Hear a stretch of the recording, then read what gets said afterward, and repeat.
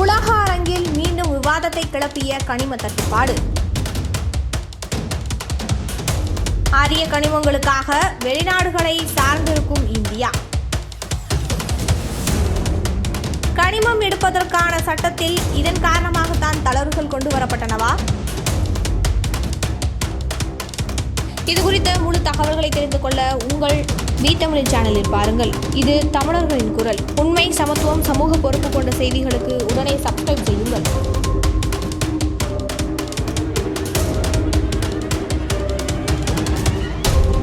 அரிய வகை கனிமங்கள் சர்வதேச அளவில் மீண்டும் விவாத பொருளாக மாறியிருக்கின்றன.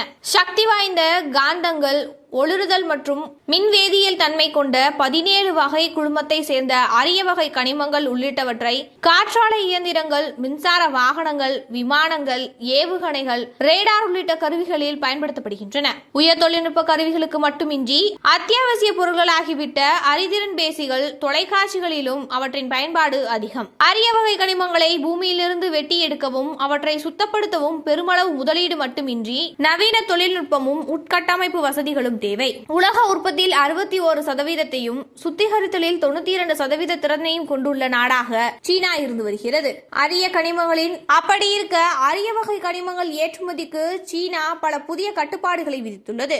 சீனாவிலிருந்து இறக்குமதி செய்யப்படும் பொருட்களுக்கு அமெரிக்கா 30% வரி விதித்த போது அதற்கு பதிலடியாக கடந்த ஏப்ரலில் 7 அரிய வகை கனிமங்களின் ஏற்றுமதிக்கு சீனா கட்டுப்பாடுகளை விதித்தது. இப்போது சீனா கூடுதலாக சில கட்டுப்பாடுகளை விதித்திருப்பது அமெரிக்காவை அதிர்ச்சியடை செய்திருக்கிறது. இதற்கு எதிராக சற்றும் எதிர்பார்க்காத வகையில் சீன பொருட்களுக்கு மேலும் 100% வரி விதிப்பை அறிவித்தார் அமெரிக்க அதிபரான டொனால்ட் ட்ரம்ப். சீனாவில் பூமிக்கு அடியிலிருந்து வெட்டியெடுக்கப்படும் அரிய வகை கனிமங்களை கப்பல் மூலம் வெளிநாடுகளுக்கு எடுத்து செல்வதற்கு வெளிநாட்டு நிறுவனங்கள் சீன அரசிடம் சிறப்பு அனுமதி பெற வேண்டும். அரிய வகை கனிம தாதுக்களை வெட்டியெடுத்தல் மற்றும் சுத்தப்படுத்துதலின் பயன்படுத்தப்படும் தொழில்நுட்பங்களை ஏற்றுமதி செய்வதற்கும் அரசின் அனுமதியை பெற வேண்டும். அத்தோடு ராணுவ உபகரணங்களில் பயன்படுத்தப்படும் உலோகங்களுக்கான எந்த ஒரு ஏற்றுமதி கோரிக்கைகளையும் ரத்து செய்யப்படுவதாக சீனா அறிவித்துள்ளது.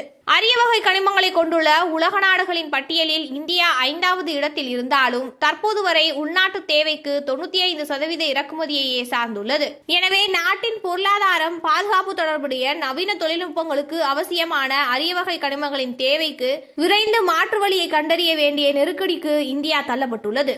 இந்தியா தனது தேவைக்கு சீனா, ஹாங்காங், ஜப்பான் போன்ற நாடுகளில் இருந்து அரிய வகை கனிமங்களை இறக்குமதி செய்கிறது. சீனாவிலிருந்துதான் பெரும்பகுதி இறக்குமதி செய்யப்படுகிறது. கடந்த ஏப்ரலில் சீனா சில கட்டுப்பாடுகளை விதித்த போதே அதன் தாக்கத்தை இந்தியா உணர தொடங்கியது. எனவேதான் உள்நாட்டில் அரிய வகை கனிமங்களை கண்டறிவது, சுரங்கங்களை அமைப்பது, சுத்திகரிப்புக்கு முதலீடு செய்வது என பணிகளை முடுக்கிவிட்டுள்ளது. அரிய வகை கனிம சுரங்கங்களுக்கு பொதுமக்கள் கருத்து கேட்பு அவசியமில்லை என கடந்த செப்டம்பரில் மத்திய அரசின் சுற்றுச்சூழல், வனம் மற்றும் காலநிலை மாற்றம் அமைச்சகம் அறிவித்ததன் பின்னணியும் இதுதான். அரிய வகை கனிமம் ஏற்றுமதிக்கு விதிக்கப்பட்டுள்ள கட்டுப்பாடுகளில் ஒன்றாக இந்தியாவுக்கு கனிமங்களை ஏற்றுமதி செய்ய வேண்டுமானால் அவற்றை உள்நாட்டு தேவைக்கு மட்டுமே பயன்படுத்திக் கொள்ள வேண்டும் என்று சீனா கட்டுப்பாடு விதித்துள்ளது. சீனா மட்டுமல்லாமல் அமெரிக்காவும் முன்னெப்போதும் இல்லாத வகையில் இந்திய பொருட்களுக்கு கூடுதலான வரி விதிப்பு செய்துள்ளது. கனிமங்களை சுத்திகரித்ததோ அல்லது வேறு ஏதேனும் வடிவத்திலோ அமெரிக்காவுக்கு ஏற்றுமதி செய்யக்கூடாது என எழுத்துப்பூர்வமாக உத்தரவாதம் அளித்தால் மட்டுமே இந்தியாவுக்கு கனிமங்களை வழங்க முடியும் என சீனா கூறுகிறது. ரஷ்யாவிலிருந்து சலுகை விலையில் கச்சா எண்ணெயை இந்தியா இறக்குமதி செய்து அதை சுத்திகரித்து ஐரோப்பிய நாடுகளுக்கு ஏற்றுமதி செய்து லாபம் ஈட்டுவதாக கருத்துக்கள் உள்ளன.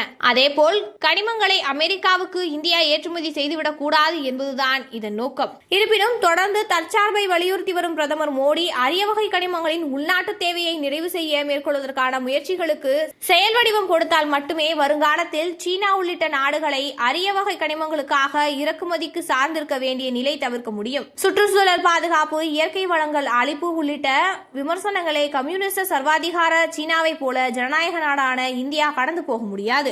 ஏனெனில் இந்தியா ஒரு ஜனநாயக மக்களாட்சியில் நடைபெறும் நாடு. இந்த நாட்டில் எந்த முடிவு எடுக்கப்பட்டாலும் அது மக்களிடையே கருத்து கேட்கப்பட்டு அவர்கள் ஒப்புதல் அளித்தால் மட்டுமே நடைபெறும். அப்படி இருக்க எந்தவித அறிவிப்பும் இல்லாமல், விழிப்புணர்வும் ஏற்படுத்தாமல் கடந்த செப்டம்பர் மாதம் மத்திய அரசு திடீரென கனிம வளங்களை எடுக்க இனி மக்களிடம் கருத்து கேட்கப்படாது என அறிவித்திருந்தது மக்களிடையே, குறிப்பாக தமிழக தமிழக மக்களிடையே அதிக கொந்தளிப்பை ஏற்படுத்தியது. இது தொடர்பாக பல்வேறு கட்சி தலைவர்களும் மக்களும் கண்டனங்களை தெரிவித்து வந்தனர். இந்தியா கனிம தட்டுப்பாடு காரணமாகத்தான் இந்த முடிவை எடுத்திருக்கிறது என்றால் அதனை உரிய முறையில் மக்களுக்கு எடுத்து கூறி மக்களுக்கும் சுற்றுச்சூழலுக்கும் பாதகம் விளைவிக்காதவாறு நடைமுறைகளை மேற்கொண்டு பிறகு கனிமங்களை எடுக்க வேண்டும் என்பதே மக்களின் எண்ணம். அது தவிர இந்தியா வளரக்கூடாது என்பதல்ல. இதனை மத்திய அரசு புரிந்து கொண்டால் ஒன்றிய அரசுக்கும் மக்களுக்கும் இடையேயான தேவையற்ற விவாதங்கள் தவிர்க்கப்படும் என்பதே நிதர்சனம்.